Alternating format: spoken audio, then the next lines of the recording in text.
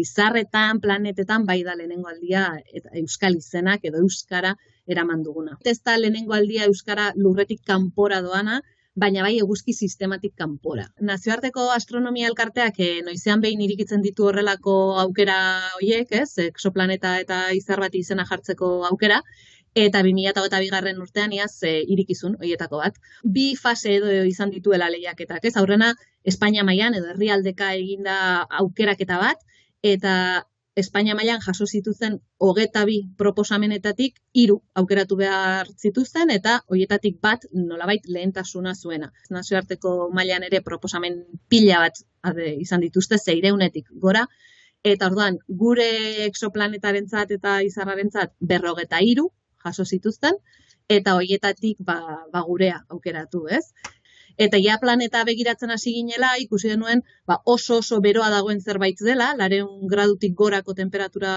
dauka, baina beste ezaugarri batzuk lurraren oso antzekoak dira, tamaina, masa hirukoitza eta bar. Orduan nolabait alde on bat eta alde txar bat dauka, Eta horrek segituan sua ekarri zigun burura, zuak babestu egiten duelako, baina baita ere erre.